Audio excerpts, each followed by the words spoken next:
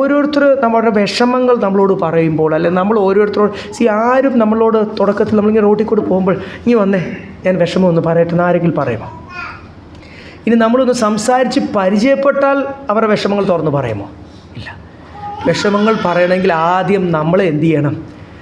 വിശ്വസിക്കാൻ യോഗ്യനാണെന്ന് അവർക്ക് മനസ്സിലാകണം. നമ്മൾ സംസാരിക്കുമ്പോൾ നമ്മുടെ സംസാരത്തിൽ കൂടി പരിശുദ്ധാത്മാവ് എന്ത് ചെയ്യണം? പ്രേരിപ്പിക്കണം അവരോട്. അവരെ ഒന്ന് ഇൻഫ്ലുവൻസ് ചെയ്യണം, ടച്ച് ചെയ്യണം, അവരുടെ ഹൃദയങ്ങളെ തുറക്കുവാൻ.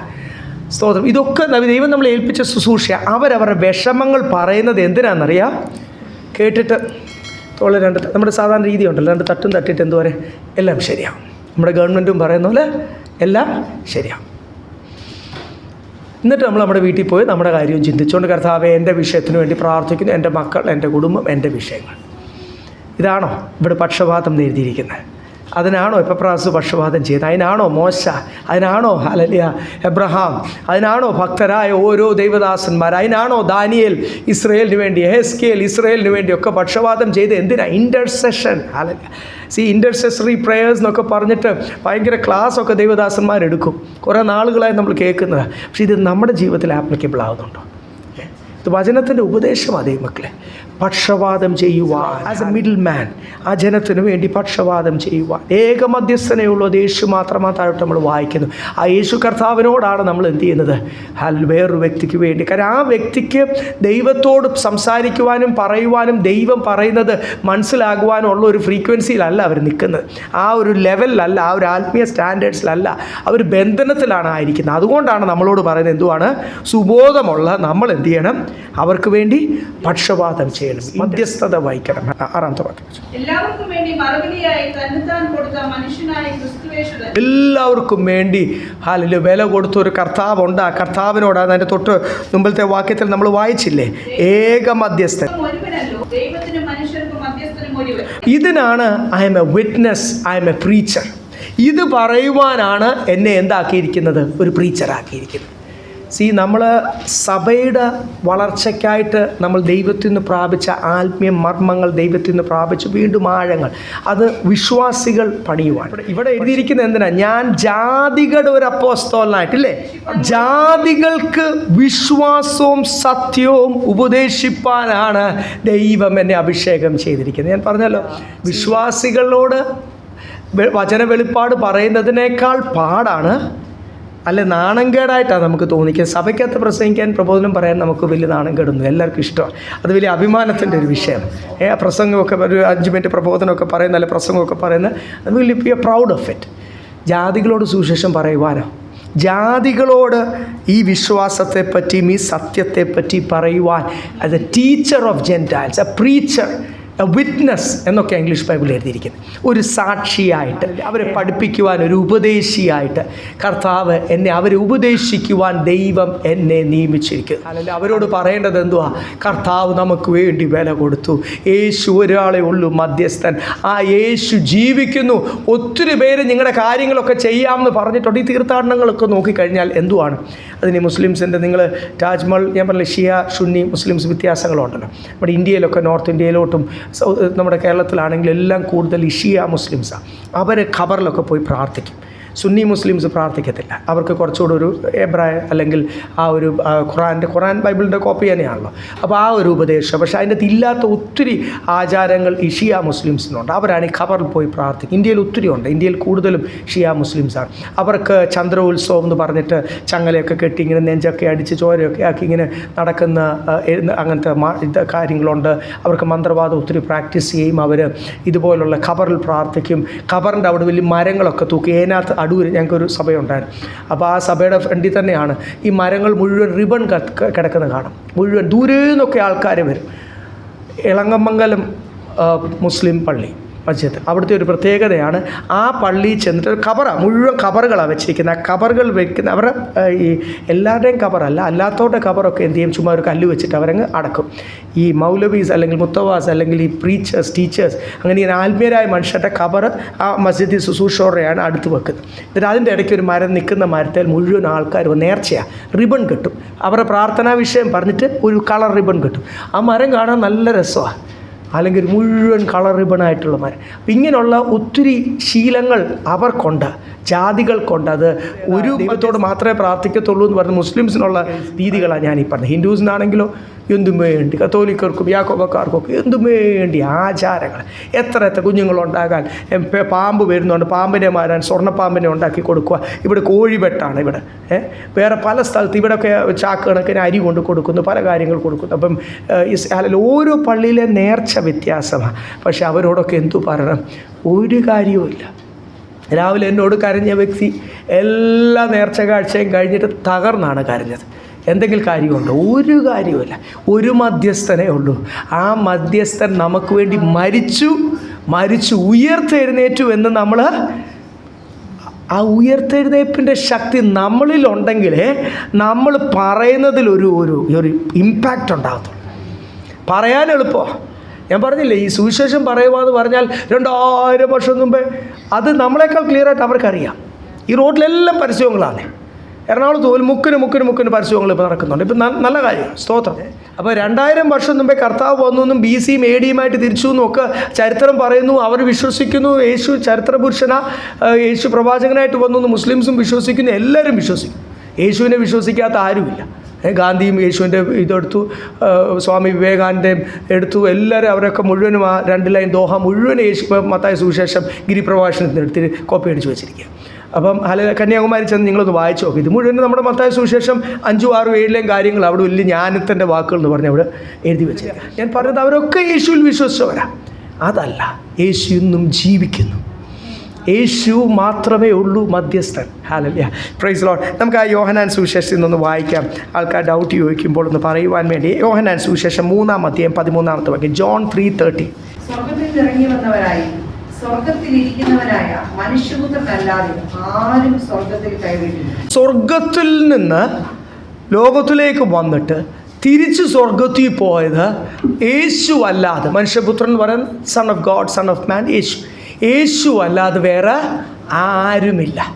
ഭൂമിയിലുണ്ടായി സ്വർഗത്തിലോട്ട് തിരിച്ചു കയറിയത് യേശു അല്ലാതെ. അപ്പം മറിയമാട്ട് മധ്യസ്ഥരാരും എന്ത് ചെയ്തിട്ടില്ല, സ്വർഗത്തിലേക്ക് കയറി പോയിട്ടില്ല, യേശു അല്ലാതെ. അപ്പോൾ ഈ കാര്യങ്ങളൊക്കെ പറയുമ്പോൾ പിണക്കാം ഇല്ലേ? നമ്മൾ പലപ്പോഴും നമ്മുടെയൊക്കെ ചില റിലേറ്റീവ്സും ഉണ്ട്, സമുദായക്കാർ. അവരോടൊക്കെ പറയുമ്പോൾ അടിച്ചില്ലെന്നേ ഉള്ളൂ. ഞങ്ങളെ മോഹമൊക്കെ ഇങ്ങനെ കടും ചുമക്കുന്ന ഞങ്ങൾ കണ്ടിട്ടുണ്ട്. മോഹമൊക്കെ കടും ചുമ, വാഹനത്തിലൊക്കെ യാത്ര ചെയ്യുവാണ്, അന്ന് അവിടെ നിർത്തിയാൽ ഞാൻ ഇറങ്ങിപ്പോവാന്നൊക്കെ പറയും. അങ്ങനെ അങ്ങ് പിണങ്ങും. സഹോദരങ്ങളാന്നേ, ഫസ്റ്റ് കസിൻസൊക്കെയാണ്, ഇങ്ങനെ പിണങ്ങുന്നത്. അപ്പോൾ ഈ സത്യം അങ്ങോട്ട് പറയുമ്പോൾ പിണങ്ങും എന്ന് വിചാരിച്ച് നമ്മൾ എന്ത് ചെയ്യത്തില്ല. പക്ഷെ നമ്മൾ സുവിശേഷം അറിയിച്ചില്ലെങ്കിൽ, ഇവിടെ എഴുതിയിരിക്കുന്ന 7-ാമത്തെ വാക്യം ഒന്ന് വായിച്ചാക്കിയ, അറിയിക്കേണ്ട ഈ സാക്ഷ്യത്തിനായി ഞാൻ പ്രസംഗിയും അപ്പോസ്തലനുമായി ബോഷ്കല്ല പരമാർത്ഥം തന്നെ പറയും. അതിന്റെ വിശ്വാസവും സത്യവും ഉപദേശിക്കുവാൻ നിയമിക്കപ്പെട്ടിരിക്കുന്നു. ബോഷ്കല്ല, അവരെ സന്തോഷിപ്പിക്കാൻ ഒരു ബോഷ്കും പറയണ്ട. ഇന്നെന്തോ ആൾക്കാർ പറയുന്നത്, ക്രിസ്തുവിൽ വന്നോ, പ്രാർത്ഥിക്കാം, എല്ലാം ശരിയാവും, നിങ്ങൾ ചെയ്യുന്നതും ശരിയാ, ഞങ്ങൾ ചെയ്യുന്നതും ശരിയാ. ഇന്ന് രാവിലെ എന്നെ ഒരു വിശ്വാസി എനിക്ക് കൈ തന്നിട്ട് താൻ എന്നോട് പറഞ്ഞു, ബസ് ഇന്ന് വരുന്നില്ല ആരാധനയ്ക്ക്, എനിക്കൊരു മാമോദീസയ്ക്ക് പോകാനുണ്ടെന്ന് പറഞ്ഞു പോയി. ഞാൻ കുറച്ച് നേരം ആ റോട്ടിൽ ഞാനിങ്ങനെ കൈയൊക്കെ കൊടുത്തു കഴിഞ്ഞിട്ടാണ് എന്നോട് ഇങ്ങോട്ട് വരുന്ന വഴിക്ക് ഞാൻ കുറച്ച് നേരം ആ റോട്ടിലോട്ട് നിന്ന് ഞാനിങ്ങനെ നിന്നു. മാമോദീസയ്ക്ക് പോകാൻ ജനിച്ച വിശ്വാസിയാണ്, ജനിച്ചപ്പോഴേ വിശ്വാസി. മാമോദീസയ്ക്ക് പോകാൻ ആരാധന മുടക്കുന്ന ഒരു വിശ്വാസി. എന്തോ പറയാനാ, പറഞ്ഞിട്ട് വല്ല കാര്യമുണ്ടോ? ഞാൻ അവിടെ കിടന്നങ്ങ് പറയാം, അവനെ ഇവിടെ വഴക്ക് പറയാം, പറഞ്ഞിട്ട് വല്ല കാര്യമുണ്ടോ? സ്തോത്രം, ഹല്ലേലൂയ. അങ്ങനെ ഞാൻ പറഞ്ഞില്ല, ദൈവഭയമില്ലാതെ ആരാ കർത്താവ്? എന്തിനാണ് കർത്താവിനെ ആരാധിക്കുന്നത്? എന്തുവാണ് ഇമ്പോർട്ടൻ്റ്? എന്ത് ചെയ്യാൻ പാടുണ്ട്? എന്ത് ചെയ്യാൻ? അപ്പോൾ ഇവിടെ എന്ത് ചെയ്യാൻ പാടില്ല എന്നും എന്ത് ചെയ്യണം എന്നും എങ്ങനെ ആയിരിക്കണം നമ്മുടെ പ്രാർത്ഥനയിൽ കൂടി വലിയവനായ ദൈവത്തോടുള്ള ബന്ധം ജാതികളെ പറഞ്ഞ് മനസ്സിലാക്കാൻ ഇച്ചിരി പാടാണ്. ഒന്നും മറച്ചു വെക്കാതെ, അപ്പോസ്തലൻ പറഞ്ഞ പോലെ ഒന്നും മറച്ചു വെക്കാതെ ഞാൻ ജാതികളോട് പറയുന്നു. Hallelujah, praise the Lord. നമ്മൾ ഇന്നും ആ ഒരു ജാതികളുടെ അപ്പോസ്തലനാകാൻ ഇച്ചിരി പാടാണ്. യഹൂദന്മാരുടെ ഇടയ്ക്ക് ശുശ്രൂഷിക്കാൻ പിന്നെയും എളുപ്പമാണ്. അപ്പോസ്തലൻ പറയുന്നത് എളുപ്പമാണ്. കാര്യം യഹൂദന്മാർ കൊച്ചിലേ തൊട്ടൊരു സെറ്റ് ഓഫ് ഡിസിപ്ലിൻ്റെ അകത്ത് അത് ചെയ്യല്ല, ഇത് ചെയ്യല്ല, അങ്ങനെ ചെയ്താൽ പാപമാണ്. നമ്മുടെ ഈ മുസ്ലിംസ് പറഞ്ഞാൽ ഹറാം ഹറാം, അത് ഹറാം, അത് ഹറാമാണ്, ഇത് ഹറാം. അപ്പോൾ അങ്ങനെ പഠിച്ച് അവർക്കും ഈ ശരീഅത്ത് നിയമമാണല്ലോ, ഇതിൻ്റെ കോപ്പിയാണല്ലോ. യഹൂദന്മാർക്കും ഉണ്ട് ഇതുപോലെ. അപ്പോൾ അവർക്ക് അത് ശപിക്കപ്പെട്ടവരായി തീരും എന്ന് പറഞ്ഞ്, അപ്പോൾ അവരുടെ ഇടയ്ക്ക് ഒരു കാര്യം ശുശ്രൂഷിക്കാൻ അടിച്ചേൽപ്പിച്ചാൽ മതി. അവർ കൊച്ചിലേ തൊട്ട് ശീലിച്ചതാണ്. ഈ നിയമം അടിച്ചേൽപ്പിക്കുന്നത് അവർ ശീലിച്ചതാണ്. അപ്പോസ്തലന് വേണമെങ്കിൽ കുറച്ചുകൂടി നിയമങ്ങൾ എന്ത് ചെയ്യാം, പരിശുദ്ധാത്മാവിൽ പുതിയ ദൈവം തരുന്നത്, ദൈവം പറയുന്നത് അടിച്ചേൽപ്പിക്കാൻ. ജാതികളോട് അതാണോ സ്ഥിതി? ജാതികൾ കൊച്ചിലേ തൊട്ട് ഇതൊന്നും ശീലിച്ചിട്ടില്ല. ജാതികൾ ശീലിച്ച ഒരു കാര്യം, എൻ്റെ കാര്യം സാധിക്കാൻ ഞാൻ വേണേൽ മുട്ടയടിക്കാം, ഞാൻ വേണേൽ കമന്നീക്കാം, ഞാൻ വേണേൽ ഉരുളാം, തൊലി പോകുന്ന വരെ ഉരുളാം, ഞാൻ തുലാഭാരം നടത്താം, ഞാൻ വേണേൽ വിഗ്രഹത്തെ പാല് കൊണ്ട് കുളിപ്പിക്കാം. കഴിഞ്ഞ ആഴ്ച നടന്ന ഒരു സംഭവം നിങ്ങൾക്കറിയാം. 11,000 ലിറ്റേഴ്സ് ഓഫ് മിൽക്കാണ്, 11,000 ലിറ്റർ പാലാണ് ഗംഗാ നദിക്കകത്തോട്ട് ഒഴിച്ചത്. സോന്മാരൊക്കെ 3-4 പേര് നിന്ന് ഒരു കർമ്മം നടത്തിയതാണ്, പാല് ശുദ്ധീകരിക്കാൻ. ഉടനെ എൻവയൺമെൻറ്റലിസ്റ്റ് എല്ലാം ഇളകി. ഇത്രയും പാല് പെട്ടെന്ന് പുഴുക്കുന്ന സാധനമാണ്, പാല് പെട്ടെന്ന് ബാക്ടീരിയ ബ്രീഡ് ചെയ്യുന്ന സാധനമാണ്. ഇത്രയും പാല് വെള്ളത്തിൻ്റെ അകത്ത് ചെന്നായിരുന്നത് മീൻ മുഴുവൻ ചാവും, അത് നിമിത്തം ഉണ്ടാകുന്ന കുടിക്കുന്ന വെള്ളം കണ്ടാമിനേഷൻ, ബാക്ടീരിയ ഒക്കെ പറയും. അവരുടെ അന്ധവിശ്വാസമാണ്. പാല് ശുദ്ധീകരിക്കും, ദേശത്തിനെ ശുദ്ധീകരിക്കും എന്ന് വിചാരിച്ച് അവരെന്ത് ചെയ്തു? ഈ 11,000 ലിറ്റർ, ഞാൻ നോക്കി ഓരോ ടാങ്കർ ലോറി കൊണ്ട് നിർത്തുന്നു, ഇങ്ങനെ ഹോസ് ഉണ്ട്. സ്വാമിമാർ തന്നെ അത് ചൊല്ലിക്കൊണ്ട് ഇങ്ങനെ അവർ ഹോസ് പിടിച്ചുകൊണ്ട് നിൽക്കുന്നു. നമ്മുടെ ഈ ഇവിടുന്ന് വെള്ളമൊക്കെ അടിക്കുന്ന, ഇവിടെ കുടിവെള്ളം കൊണ്ടിരുത്തില്ല, അതുപോലത്തെ വലിയ tankers, gigantic huge tankers, 11,000 litres of milk. ഈ പട്ടിണി കിടക്കുന്ന, അല്ലെങ്കിൽ പാല് കുടിക്കുവാൻ, അവിടെ തന്നെ ആ ന്യൂസ്, അല്ലെങ്കിൽ ആ പറഞ്ഞ ആ വേറൊരു വീഡിയോയും കൂടി കാണിച്ചു. ഗവൺമെൻറ് സ്കൂളിൽ പിള്ളേർക്ക് ചായ കൊടുക്കുവാൻ ഒരു വലിയ കലം വെള്ളത്തിൻ്റെ അകത്ത് ഒരു അമുൽ പാക്കറ്റ് പാലെടുത്ത് ഒഴിച്ചിട്ടാണ്, 1 ലിറ്ററിൻ്റെ ഒരു അമുൽ പാക്കറ്റ് പാല് ഒരു 20 ലിറ്റർ വെള്ളത്തിൻ്റെ അകത്ത് ഒഴിച്ചിട്ടാണ്, കൂളാവെള്ളം പോലുള്ള ചായയാണ് ഗവൺമെൻറ് സ്കൂളിൽ ഫ്രീ ആയിട്ട്, അല്ലെങ്കിൽ അത് അഫോർഡ് ചെയ്യുവാൻ പറ്റാത്തതുകൊണ്ട് ഇന്ത്യയിലെ കുഞ്ഞുങ്ങൾക്ക് കൊടുക്കുന്നത്. അപ്പോഴാണ് 11,000 മിൽക്ക്. ഞാൻ പറഞ്ഞ പേരൊന്നുമല്ല, സുബോധം. ഇപ്പോൾ ജാതി അവരത് വിശ്വസിക്കുന്നു, എന്തുവാണ് ഇങ്ങനെയൊക്കെ ചെയ്താലാണ്. അപ്പോൾ അങ്ങനെ അന്ധവിശ്വാസികളായ ജനത്തിനോട് അടിച്ചേൽപ്പിക്കാൻ പറ്റത്തില്ല. നമ്മൾ പറയുന്ന ശക്തി നമ്മൾ പറയുമ്പോൾ അത് നമ്മുടെ ജീവിതത്തിൽ വേണം. നമ്മൾ പറയുമ്പോൾ, ഞാൻ പറഞ്ഞ ആളനുസരിച്ച് പറയുവാൻ നമ്മൾ ആത്മാവിൽ ഒരുക്കം പ്രാപിക്കണം.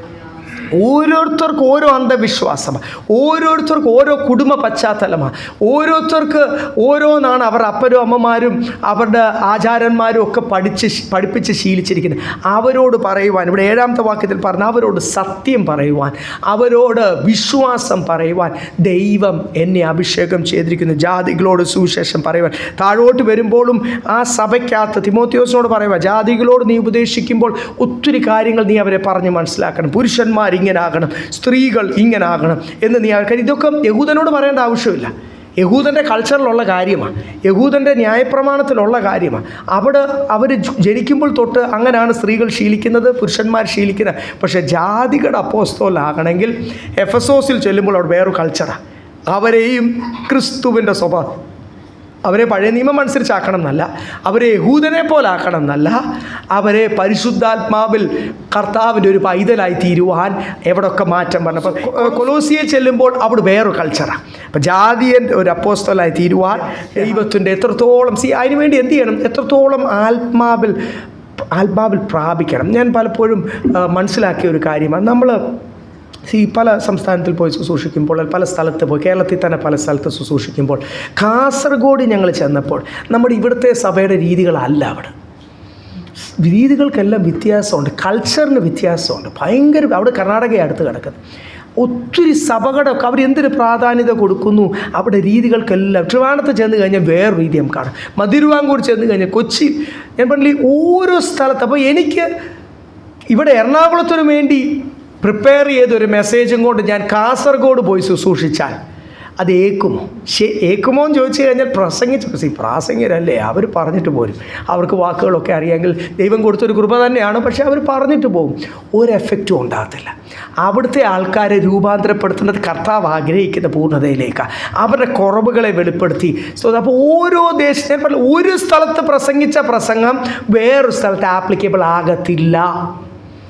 അത് നമ്മൾ ഏത് ജനത്തിൻ്റെ മധ്യത്തിലാണ് നമ്മളെ അയക്കുന്നത്? യോനായെ നിനവേലേക്ക് അയച്ചെങ്കിൽ നിനവേലെ ജനത്തിനോടുള്ള ദൂത് കൊടുത്താണ് അയച്ചത്. അത് യെരൂശലേം ജനത്തെ ദൈവത്തിൽ നിന്ന് പ്രാപിച്ചതാണ്. അതും എവിടെ നിന്ന് പ്രാപിച്ചതാണ് എന്ന് പറഞ്ഞ് ആ നിനവേലേക്ക് കൊടുത്ത ദൂത് പോയി യെരൂശലേമിൽ പറഞ്ഞാൽ ആൾക്കാർ വിചാരിക്കും എന്തുവാണ് ഈ പറയുന്നത്? അവരോടുള്ള പേഴ്സണൽ മെസ്സേജ്. അത് അവിടെ ഒരു ദൈവം അത് ആഗ്രഹിക്കുന്നില്ല. അതല്ല ഒരു ശുശ്രൂഷകൻ ചെയ്യേണ്ടത്. അതുകൊണ്ട് ഇവിടെ ജാതികളുടെ ശുശ്രൂഷകൻ എന്ന് പറയുന്നതിൻ്റെ അത് ഒത്തിരി കാര്യങ്ങളുണ്ട്. അപ്പോസ്തലപ്രവൃത്തി 26:16 വായിച്ച ദൈവം തന്നെ വിളിച്ചിട്ട് തന്നെയോട് പറഞ്ഞ കാര്യം 26:16.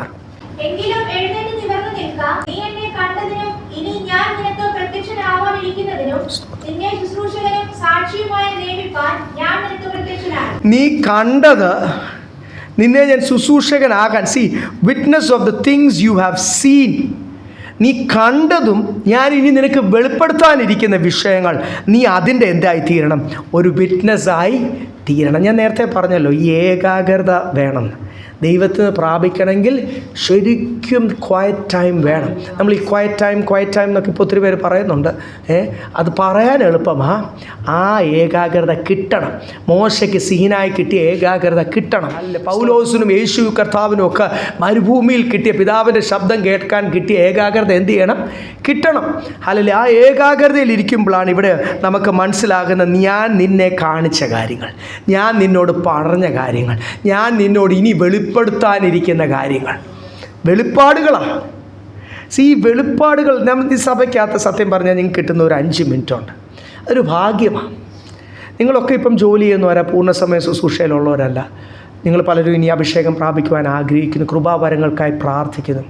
പക്ഷേ അതിനുവേണ്ടി നിങ്ങൾ കാത്തിരിക്കുമ്പോൾ തന്നെ നിങ്ങൾക്ക് വചന വെളിപ്പാടുകൾ കിട്ടുവാൻ ഉള്ള ഒരു ഓപ്പർച്യൂണിറ്റി, അതില്ലേ, പാടാൻ നിങ്ങൾക്ക് അവസരങ്ങൾ കിട്ടുന്നു. ദൈവത്തിൽ നിന്ന് അതിനുള്ള കൃപ പ്രാപിക്കുവാനുള്ളൊരു ഓപ്പർച്യൂണിറ്റിയാണ്. നമുക്കില്ലാത്ത കൃപകൾ ദൈവം നമുക്ക് നൽകി തരുവാനും, ദൈവം നമുക്ക് ഒത്തിരി, ഞാൻ പറഞ്ഞില്ലേ വചന വെളിപ്പാടുകൾ എന്നൊക്കെ പറയുമ്പോൾ ഒത്തിരി വിഷയങ്ങൾ. അപ്പം ഞാനിപ്പോൾ സംസാരിക്കുന്നത് നിങ്ങളോടാണെങ്കിൽ നിങ്ങളോടുള്ള ദൂതായിരിക്കണം വരേണ്ടത്. നിങ്ങൾക്ക് കിട്ടുന്ന 5 മിനിറ്റ് പ്രബോധനം. അപ്പോൾ നിങ്ങൾ പ്രാർത്ഥിക്കേണ്ടത്, കർത്താവേ, ഞാൻ ഇന്ന് കൊച്ചിയിലെ ഈ സഭയോട്, സ്റ്റേഡിയത്തിൽ കൂടുന്ന ഞങ്ങളുടെ ഈ സഭയോട് വിശ്വാസികൾ, ആ ആഴ്ച ചിലപ്പോൾ ഒരു പുതിയ വിശ്വാസി ഇവിടെ വന്നെന്നിരിക്കും. അവർ കടന്നു പോകുന്ന പ്രോബ്ലംസ് ഇവിടെ ഇരിക്കുന്ന ആർക്കും അറിയത്തില്ല. പക്ഷെ ആത്മാവിൽ വെളിപ്പാട് കിട്ടുന്ന ഒരു വ്യക്തിയുടെ ദൂതിൻ്റെ അകത്ത് എന്ത് വരും? അവരോടുള്ള പേഴ്സണൽ മെസ്സേജ് വന്നിരിക്കും. വന്നാൽ മാത്രമേ അത് ദൈവത്തിൽ നിന്നാകത്തുള്ളൂ. അതുകൊണ്ട് ഇവിടെ എഴുതിയിരിക്കുക, ഇവിടെ അപ്പോസ്തലൻ പറഞ്ഞു, ഞാൻ നിന്നോട് സംസാരിച്ചത്, നിന്നെ കാണിച്ചു തന്നത്, നീ ഇനി പ്രാപിക്കാൻ, നീ കാണാൻ പോകുന്ന, which I am going to reveal to you, അതൊക്കെ നീ എന്ത് ചെയ്യണം? വിറ്റ്നസ് എന്ന് പറഞ്ഞാൽ എന്തുവാ? കണ്ടത് നമ്മൾ സാക്ഷി പറയുമല്ലോ, കോടതി സാക്ഷി പറയുന്നത് എന്തുവാ? ഞാൻ കണ്ടു കള്ളനാ വീട്ടിൽ കയറുന്നത്, ഞാൻ കണ്ടു ഇന്ന വ്യക്തി അടിയുണ്ടാക്കുന്നത്, ഞാൻ കണ്ടു ഇന്ന വ്യക്തി കുത്തുന്നത്. അതല്ലേ സാക്ഷി, വിറ്റ്നസ്. സത്യമായിരിക്കണം വിറ്റ്നസ്. കണ്ടത് മാത്രമേ പറയാം. കേട്ടതോ വേറെ ആരെങ്കിലും പറഞ്ഞ് കേട്ടതോ അടുത്ത അയൽവക്കക്കാരും പറഞ്ഞു അങ്ങനെ നീ സാക്ഷി പറഞ്ഞു, അതല്ല. കണ്ടതാണ്, ഞാൻ അനുഭവിച്ചതാണ്. അപ്പോസ്തലപ്രവൃത്തിയിൽ എല്ലാം എഴുതിയിട്ടുണ്ട്. പത്രോസും പറയുന്നുണ്ട്, ഞാൻ അതിലേക്ക് പോകുന്നില്ല. അപ്പോസ്തലപ്രവൃത്തി 4-ാം അധ്യായത്തിനകത്തൊക്കെ അപ്പോസ്തലന്മാർ പറയുന്നത് ഒരു കാര്യം, അവർ ധൈര്യമായിട്ട് കണ്ടത്, വിറ്റ്നസ്ഡ്, വലിയ കൃപ അവരുടെ മേലുണ്ടായിരുന്നു. എനിക്കറിയാമല്ലോ, 4:33 അപ്പോസ്തലപ്രവൃത്തി. Great grace was upon them. അറിയാവുന്ന വാക്യമായിട്ട് ഞാൻ പറഞ്ഞങ്ങ് പോവാം. അവർ കണ്ടത്, പത്രോസും യോഹന്നാനും കണ്ടത് അവർ സാക്ഷീകരിച്ചു. പിന്നെ ആ വാക്യത്തിൽ തന്നെ എഴുതിയേക്കുന്നു, great grace was upon them. ധാരാളം കൃപ, ഗ്രേറ്റ് ഗ്രേസ്. അപ്പം നമ്മൾ ഈ കാണാനും ലഭിക്കാനും ഈ ലഭിച്ചത് പറയുവാനും നമുക്ക് എന്ത് വേണം? കൃപ വേണം.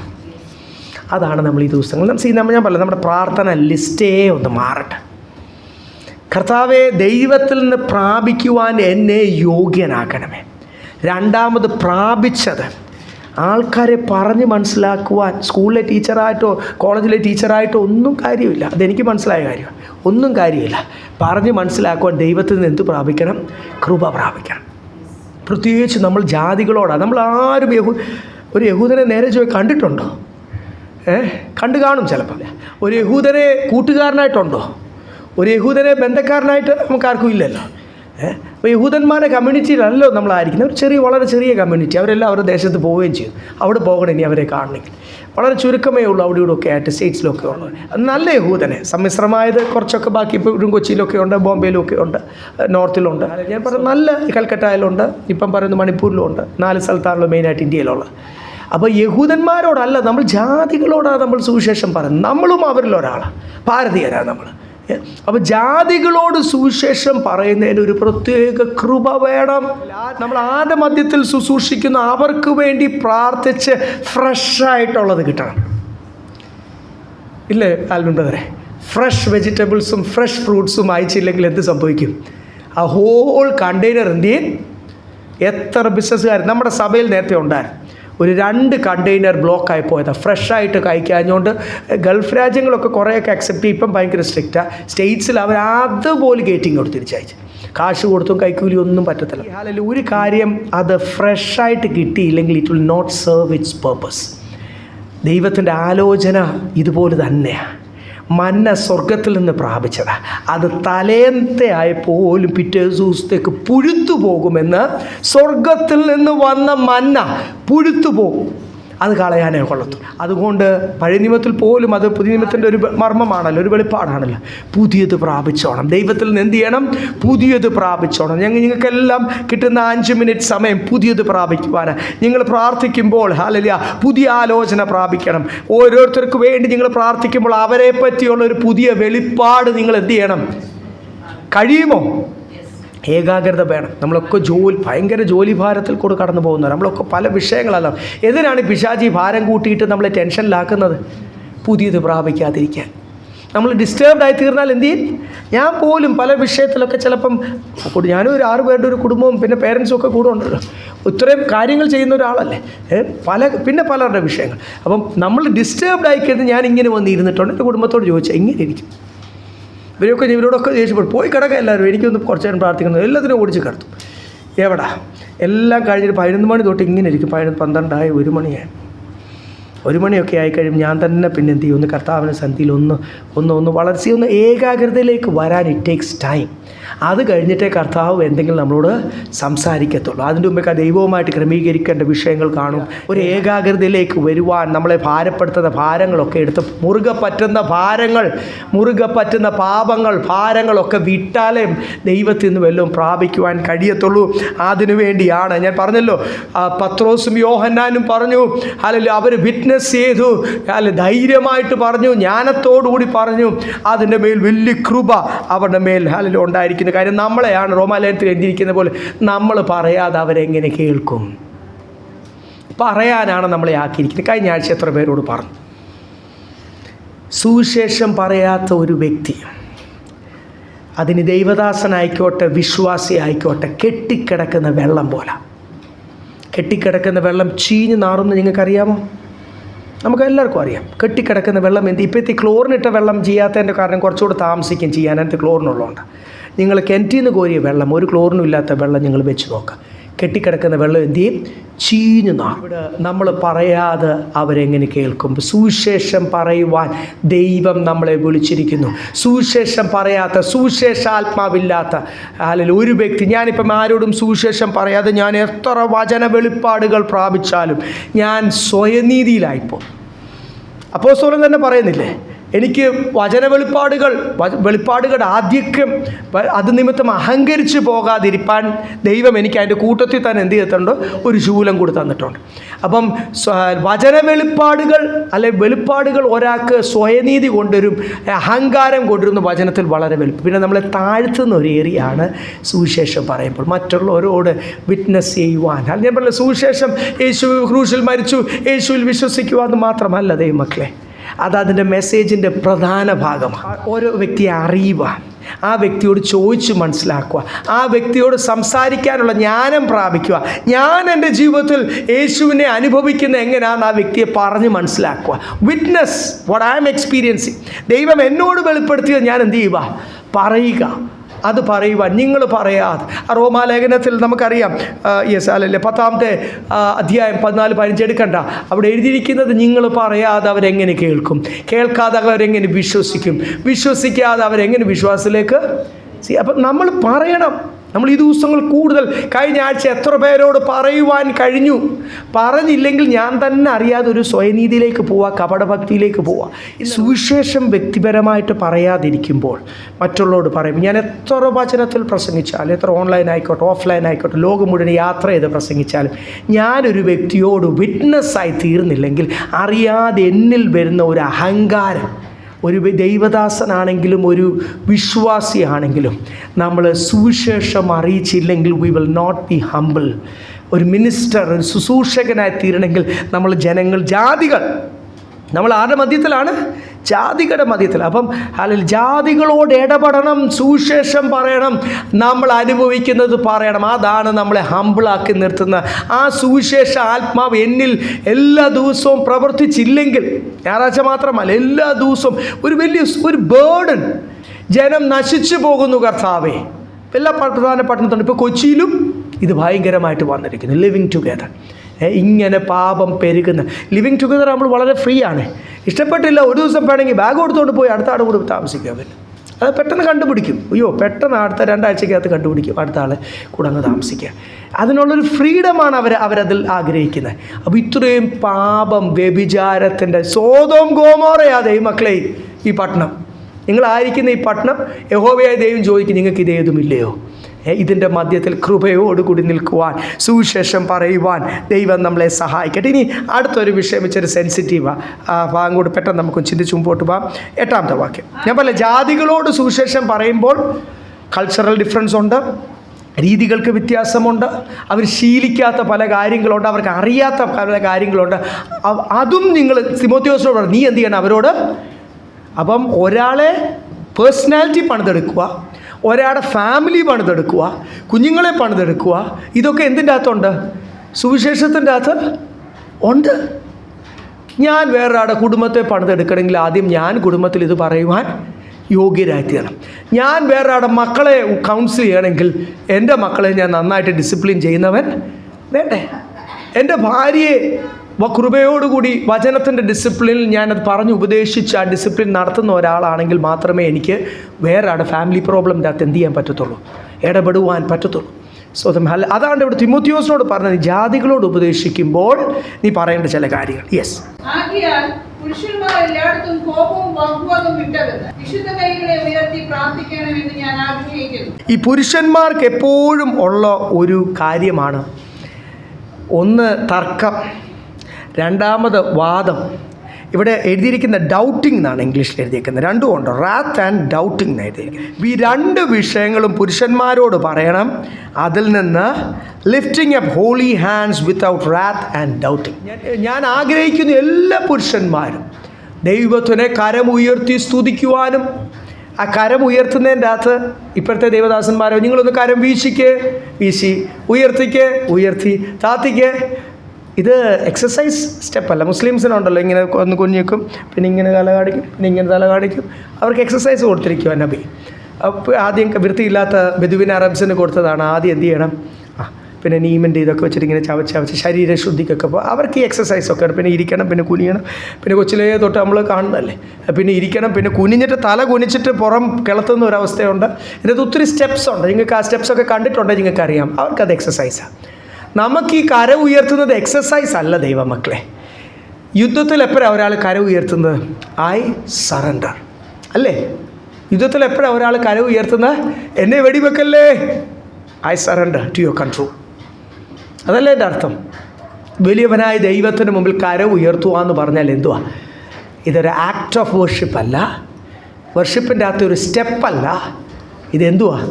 കർത്താവേ സമ്പൂർണ്ണമായിട്ട് എന്നെ തന്നെ ദൈവസന്നിധിയിൽ സമർപ്പിക്കുന്നു. അത് വിശ്വാസികൾക്കും ദൈവമക്കൾക്കും എത്രത്തോളം അറിയാം അതിൻ്റെ ആഴം മർമ്മം എന്ന് എനിക്കറിയത്തില്ല.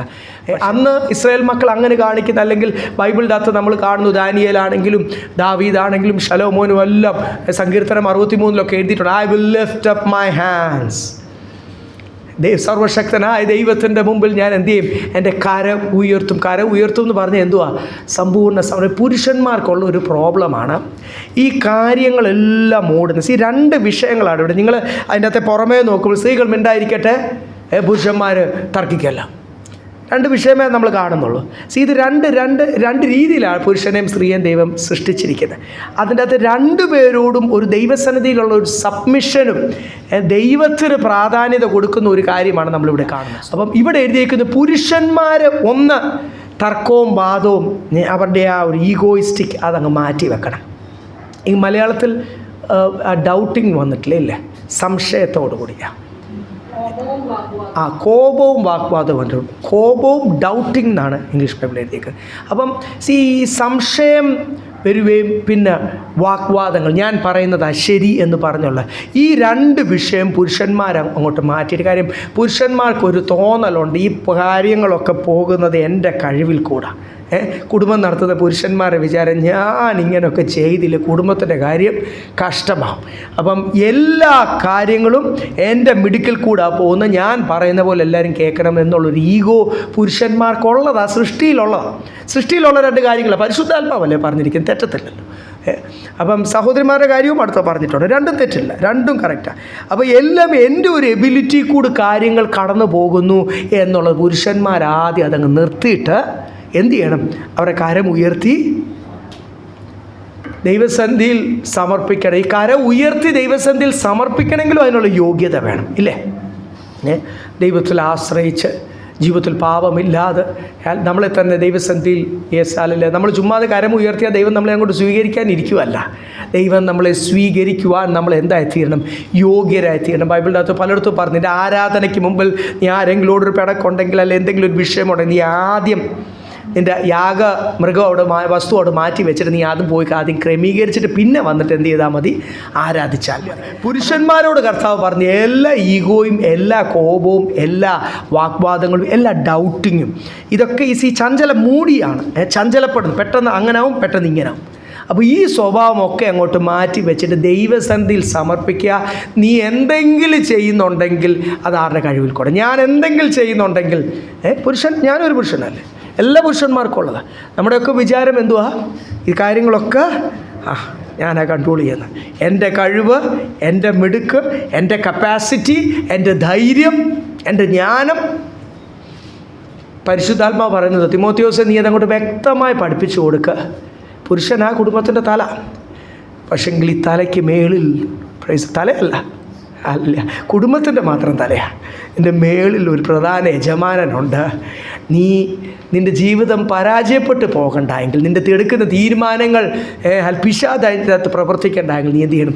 ദൈവസന്നിധിയിൽ lift up your hands to the Lord എന്ന് പറഞ്ഞാൽ ദൈവസന്നിധിയിൽ ഒന്ന് സറണ്ടർ ചെയ്യുക. കർത്താവേ, എൻ്റെ പ്ലാനൊക്കെ ഞാൻ ദൈവസന്നിധിയിൽ സമർപ്പിക്കുന്നു. എൻ്റെ തീരുമാനം, ഞാൻ പുരുഷന്മാർ പെട്ടെന്ന് എടുത്തു ചാടി തീരുമാനം എടുക്കുന്നവരല്ലേ, എടുത്തു ചാടി 1 2 1 2 3 തീരുമാനം എടുത്തു കഴിഞ്ഞു, പിന്നെ എൻ്റെ ഭവിഷ്യത്തുകളൊന്നും ചിന്തിക്കത്തില്ല. കർത്താവ് ഇവിടെ എന്തോ പറയുന്നത്? തിമോത്തിയോസിനോട് പറഞ്ഞു, അവരോട് പറ ദൈവസന്നിധിയിൽ ഒന്ന് സമർപ്പിക്കാൻ. നമ്മൾ കരം ഉയർത്തി ദൈവസന്നിധിയിൽ ഒന്ന് ആരാധിക്കുമ്പോൾ തന്നെ കരം ഉയർത്തേണ്ട അർത്ഥം മനസ്സിലാകണം. I surrender. പഴയ പാട്ടുകളുള്ളേ, ഐ സറണ്ടർ അല്ലേ? O to thee my precious saviour I surrender all. Praise. ആ സ്റ്റാൻസുകളെല്ലാം നിങ്ങൾ വായിക്കുക. പഴയ ഭക്തന്മാർക്ക് ദൈവത്തിൽ നിന്ന് പ്രാപിച്ച വാക്കുകൾ. എൻ്റെ പ്ലാനുകളെല്ലാം മാറ്റി ഒരുവരായ കർത്താവേ ഐ സറണ്ടർ. പുരുഷന്മാരോട് ആദ്യം പറയണം, കാരണം പിന്നെ എൻ്റെ ഒരു ഓർഡറാണ് പറയുന്നത്. എഫേസ്യ ലേഖനത്തിലൊക്കെ വായിച്ചേ. അവളും സ്ത്രീകളും യോഗ്യമായ വസ്ത്രം ധരിച്ച് ലജ്ജാശീലത്തോടും സുബോധത്തോടും കൂടെ തങ്ങളെ അലങ്കരിക്കും. ഇവിടെ നേരെ നമുക്ക് പെട്ടെന്ന് മനസ്സിലാകത്തില്ല എന്തുവാണ് ഈ പറയുന്നത്.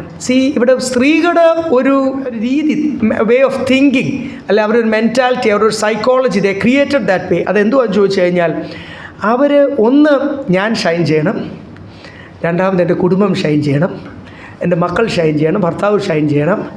We should out Shine others. ഞങ്ങൾ എന്ത് ചെയ്യണം? മറ്റുള്ളവരെക്കാളൊക്കെ.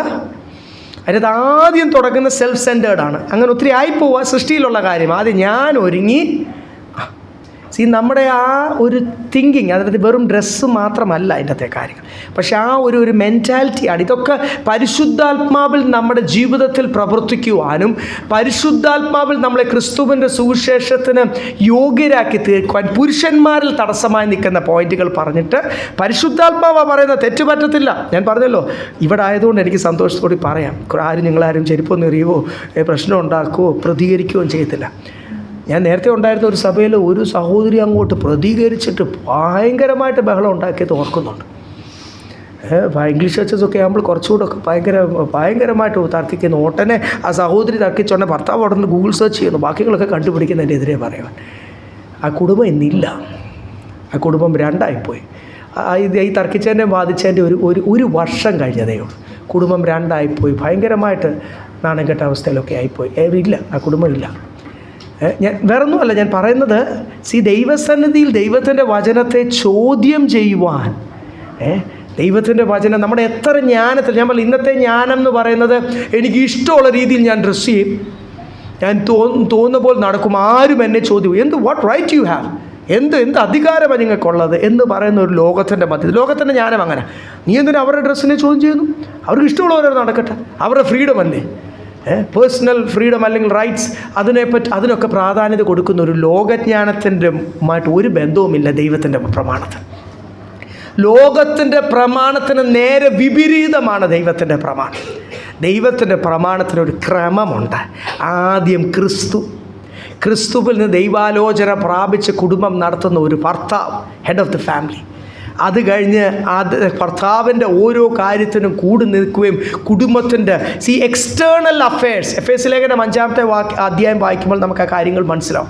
ഉൽപ്പത്തി പുസ്തകം വായിക്കുമ്പോൾ ആദമേ നീ പുറത്തു പോയി വേർത്ത് എന്ത് ചെയ്യും, ജോലി ചെയ്ത് അധ്വാനിച്ച് കുടുംബത്തിന് വേണ്ടിയുള്ള.